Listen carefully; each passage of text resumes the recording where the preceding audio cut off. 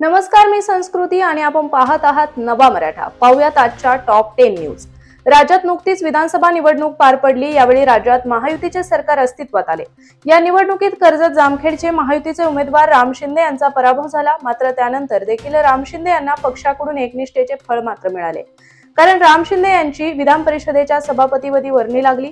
राज्यातील एक महत्त्वाचे संविधानिक पद आणि अहिल्यानगर जिल्ह्याच्या अनुषंगाने त्याचे महत्त्व पाहता आमदार राम शिंदे यांचा अहिल्यानगर जिल्ह्यातील सर्वपक्षीय यांच्या वतीने सत्कार सोहळा आयोजित करण्यात आला आहे। शनिवारी 4 जानेवारी रोजी सकाळी 10 वाजता अहिल्यानगर शहरातील माऊली संकुल या ठिकाणी विधान परिषदेचे सभापती राम शिंदे यांचा सर्वपक्षीय सत्कार सोहळ्याचे आयोजन करण्यात आले आहे। या सोहळ्याला अनेक पदाधिकारी उपस्थित राहणार आहेत। माननीय नामदार प्राध्यापक रामजी शिंदे साहेब हे नुकतेच विधान परिषदेवर सभापती झाले असल्या कारणामुळे सर्व पक्षीय अशा प्रकारचा सत्कार सोहळा त्यांचा माऊली संकुल येथे 4 तारखेला सकाळी 11 वाजता आयोजित करण्यात आलेला आहे। त्याच्यासाठी आदरणीय पद्मभूषण अण्णा हजारे यांच्या अध्यक्षतेखाली आणि हस्ते त्यांचा या भूमिपुत्राचा सत्कार या ठिकाणी होणार आहे। त्याला प्रमुख उपस्थिती आदरणीय नामदार राधाकृष्णजी विखे पाटील असतील, सन्माननीय उपस्थिती पद्मश्री पोपटराव पवार असतील, त्याचप्रमाणे जिल्ह्याचे सर्व आमदार या ठिकाणी उपस्थित असणार आहेत, सर्व पदाधिकारी उपस्थित असणार आहेत। अशा प्रकारचा हा कार्यक्रम आहे। जास्तीत जास्त लोकांनी यामध्ये सहभागी व्हावं अशा प्रकारची विनंती या संयोजन समितीच्या मार्फत मी करतोय। श्रीगोंदा तालुक्यातील एरंडोली गावचे माजी सैनिक विजय राजाराम इथापे यांचे मंगळवारी 31 डिसेंबर रोजी सकाळी ट्रॅक्टर अपघातात दुर्दैवी निधन झाले। यावेळी शेतात उतारावर ट्रॅक्टर उभा करून ते ट्रॅक्टरकडे पाठ करून पुढे जेवण करत होते। मात्र अचानक ट्रॅक्टरची उटी सुटकली आणि त्यांच्या अंगावर ट्रॅक्टर जाऊन ते गंभीर जखमी झाले, अशी माहिती प्रत्यक्षदर्शींनी दिली। मात्र आता या प्रकरणी बेलवंडी पोलीस स्टेशनला आकस्मिक अपघाताचा गुन्हा दाखल करण्यात आलाय। विजय इथापे यांनी भारतीय सेना दलात सुभेदार पदावर जवळपास 32 वर्ष सेवा केली होती। ते 3 महिन्यापूर्वी नुकतेच सेवेतून निवृत्त झाले होते। मात्र त्यांच्या या आकस्मिक निधनाने इथापे कुटुंबासह एरंडोली पंचक्रोशीतील गावावर मोठा दुःखाचा डोंगर कोसळला आहे। मनपाच्या माध्यमातून नगरकरांच्या हक्काचे नाट्यसंकुल शहरात असावे यासाठी महापौर असताना काही प्रमाणात शासनाच्या माध्यमातून निधी उपलब्ध करून दिला आणि कामाला देखील सुरुवात झाली। मात्र या कामामध्ये अडचणी निर्माण होत गेल्या। त्यावर मात करीत शासनाच्या माध्यमातून पुन्हा एकदा सुमारे 5 कोटी रुपयांचा निधी मंजूर केला।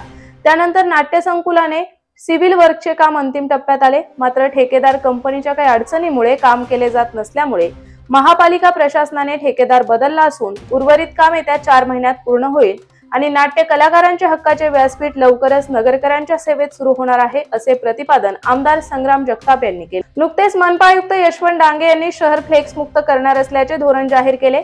अनधिकृत फ्लेक्सवर कारवाई केली जाईल असे सांगितले। मात्र प्रोफेसर कॉलनी चौकामध्ये लावण्यात आलेल्या राजकीय अनधिकृत फ्लेक्सवरून हेच का मनपा आयुक्तांचे फ्लेक्स मुक्त शहराचे धोरण, असा सवाल शहर काँग्रेस जिल्हाध्यक्ष किरण काळे यांनी केला आहे।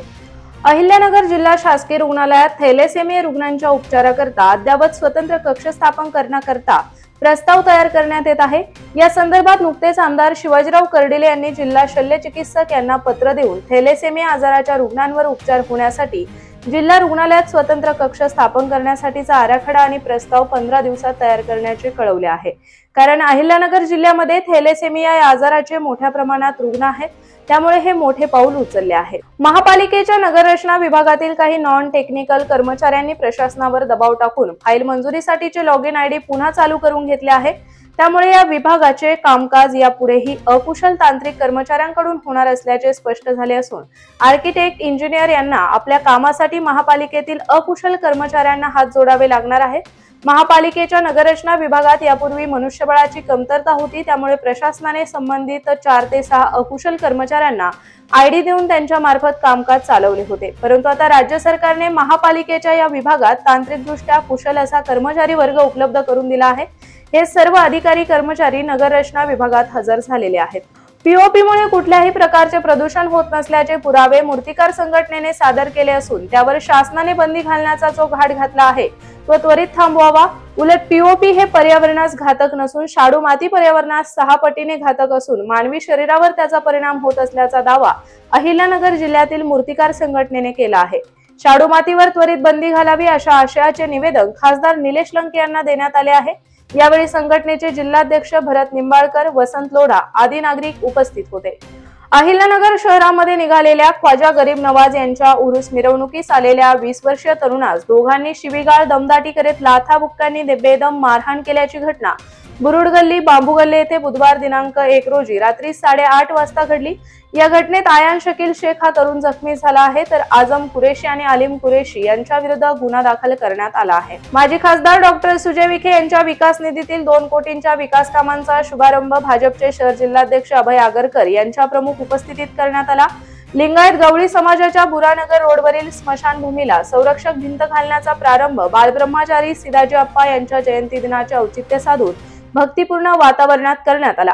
यावेळी अभय आगरकर, शिवसेनेचे जिल्हा प्रमुख अनिल शिंदे आणि विश्व हिंदू महासंघाचे प्रदेशाध्यक्ष मिलिंद चवणके यांच्या हस्ते भूमिपूजन करण्यात आले, तर शिवसेनेचे भिंगार शहर प्रमुख सुनील लालबोंद्रे, नगरसेवक रवींद्र यांसह आदी नागरिक उपस्थित होते। शेतकऱ्यांच्या आर्थिक उन्नतीसाठी शेतीचे उत्पादन वाढवण्यास केंद्र शासनाने सर्वोच्च प्राधान्य दिले असून यासाठी नवीन तंत्रज्ञानाचा वापर करण्यात येत आहे, असे प्रतिपादन केंद्रीय कृषी, शेतकरी कल्याण आणि ग्रामीण विकास मंत्री शिवराज सिंग चौहान यांनी केले।